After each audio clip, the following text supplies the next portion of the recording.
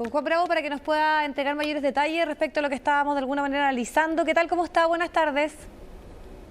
Hola Viviana, muy buenas tardes. Muchas gracias por la invitación a conversar sobre el empleo. Sí, yo se lo agradezco especialmente a usted porque último día del año y hablar de un Sí. tema que es bien importante, sobre todo pensando en lo que puede ser el 2022, ¿no? Entonces tenemos cifras que muestran que se ha ido recuperando, sabemos que estamos, eso sí, lejos de lo que eran las cifras antes de la pandemia. Entonces, ¿qué proyección y cómo podemos analizar los datos dados a conocer en el día de hoy y sobre todo con miras a 2022?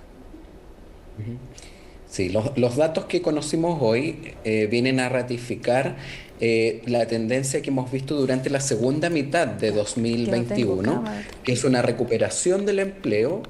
Hay que recordar que nosotros tuvimos una segunda ronda de cuarentenas masivas entre fines de marzo y fines de junio. Y durante ese periodo, entonces, obviamente se frenó la recuperación laboral, pero ya a partir de julio hemos visto todos los meses que aumenta el empleo. En el reporte de hoy aumentamos en 102.000 empleos respecto al reporte del periodo previo. Entonces se ratifica esta tendencia a que se está recuperando el empleo, pero esto todavía no es una batalla ganada, digamos, todavía nos falta recuperar 505.000 empleos para recién volver a los niveles prepandemia. Sí. Y si uno ya piensa que además hay que incorporar a la gente que, digamos, se ha ido incorporando, porque la población sigue aumentando, la población en edad de trabajar, entonces en realidad estaríamos hablando que todavía nos faltan unos 740.000 empleos para volver a la tasa de ocupación que había en la prepandemia. Entonces, si bien son cifras positivas, digamos, tenemos un desafío que es bastante relevante aún y definitivamente que no es una batalla ganada ni están superados todos los impactos de la pandemia. Totalmente, más allá de que son cifras positivas y nos vamos al análisis de los números, pero ¿qué características también tienen estas alzas en la ocupación? ¿Están más bien relacionados con empleos estacionales? ¿Estamos hablando de que no es una situación que pueda cambiar en los próximos meses, un empleo formal? ¿Cómo también evaluaría la calidad o el tipo de empleo? Sí, lamentablemente esa es un poco la nota amarga de los datos de hoy, que si bien en términos generales uno ve las grandes cifras que tienen tendencias positivas, que se crea empleo, que la tasa de desempleo cae, que la tasa de participación laboral sube, todas esas cifras agregadas van mejorando, pero lamentablemente lo que ha liderado la creación de empleo es la creación de empleo informal. Fíjate que hoy día tuvimos una cifra particularmente grave cuando uno desglosa por género.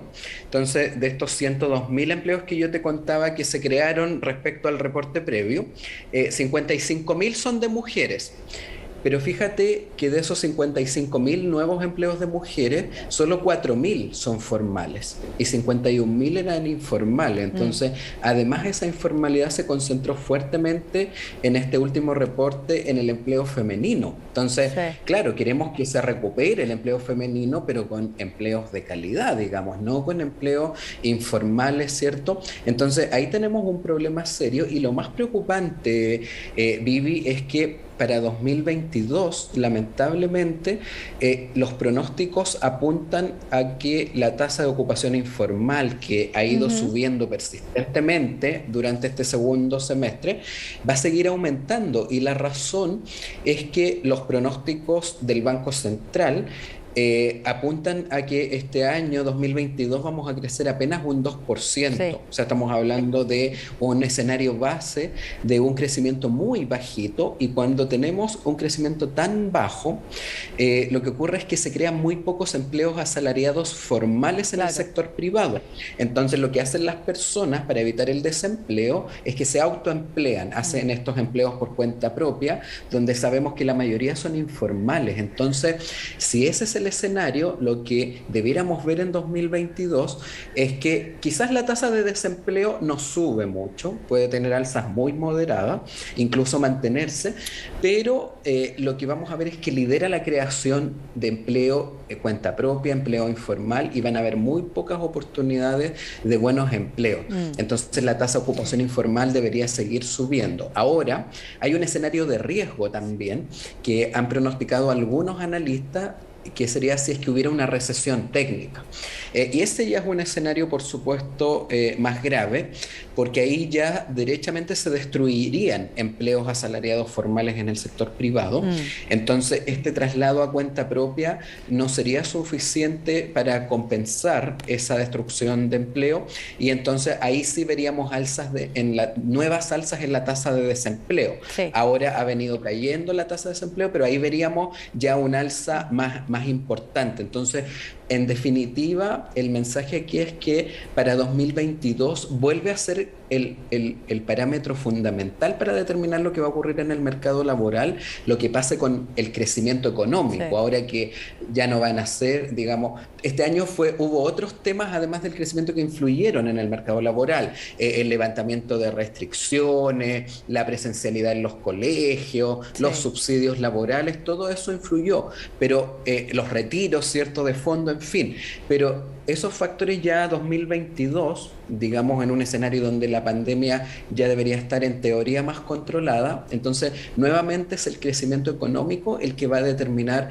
el resultado fundamental, y ahí entonces hay un riesgo que para mí es bastante serio, de que si se cumple este pronóstico de tan bajo crecimiento, van a haber muy pocos empleos de buena calidad, empleos dignos, y eso hay un riesgo entonces de descontento social grande, sí, porque ahí es donde a las familias, ahí es donde perciben cómo les afecta el crecimiento económico. Totalmente, qué importante ese punto que está señalando en cuanto a la calidad, a empleos dignos, y quería además agregarte si eso va a estar también influido por lo que va a ser, ya no van a haber retiros, se entiende que ya no va a estar esa plata, que esa plata ya se gastó probablemente, y también el IFE, por lo tanto va a haber más gente que va a salir a buscar empleo. ¿Y qué ocurre cuando hay obviamente una mayor oferta en ese sentido de personas que están dispuestas a trabajar en la calidad de esos empleos? También las remuneraciones, me imagino que tiene algún tipo de impacto.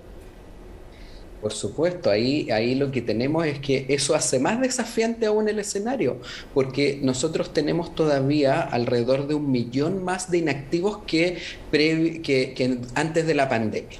Entonces, y eso es porque todavía hay mucha gente que no se ha reincorporado al mercado laboral. Recordemos que el impacto fundamental de la pandemia fue que las personas que perdían el empleo pasaban a la inactividad más que al desempleo. Entonces, ahí empezó a subir muy fuertemente la inactividad laboral, o sea, que dejaron de participar muchas personas en el mercado laboral, y ahora esas personas se están incorporando. Uno ve que las tasas de participación laboral van aumentando paulatinamente, pero aún faltan cientos de miles de personas que se reincorporan a la fuerza laboral. Entonces ya venimos arrastrando una presión laboral importante, porque esas personas se van incorporando al mercado laboral y por lo tanto a buscar un empleo, ¿cierto? Entonces eso, en un escenario de bajo crecimiento, pone una presión adicional. Entonces, la verdad es que en ese sentido, por eso los pronósticos en cuanto a mercado laboral son tan pesimistas, sí, porque no es que solo tengamos un escenario de crecimiento bajo, por ejemplo, el que tuvimos a partir entre 2014 y el tercer trimestre de 2019, que ahí el país creció en promedio cerca del 2%, sino que ahora venimos con un problema que se viene arrastrando por la misma pandemia, que le pone una presión extra. Entonces, por eso el mensaje del crecimiento es tan importante, porque entendiendo que ahora viene, ¿cierto?, una serie de reformas que finalmente es lo que votó la ciudadanía, el programa que ganó democráticamente, se tiene que implementar, se tienen que hacer las reformas, pero yo creo que aquí el elemento técnico va a ser clave en cómo se diseñan esas reformas que se tienen que hacer, pero con un impacto, minimizando los impactos negativos en crecimiento. Okay. Y eso ya puede hacer una diferencia muy importante finalmente en los resultados que van a ver las familias y que se traducen en el empleo, ¿cierto? Perfecto. Juan Bravo, director del Observatorio del Contexto Económico de la Universidad Diego Portales, le agradecemos el tiempo, volvemos a reiterarle que un 31 se lo agradecemos doblemente, poder estar conversando además de un tema que es sumamente interesante y que sin duda va a marcar 2022. Muchísimas gracias, que esté muy bien. Encantado, Vivi, muchas gracias y felicidades, muy felices fiestas. Para ti también, muchísimas gracias.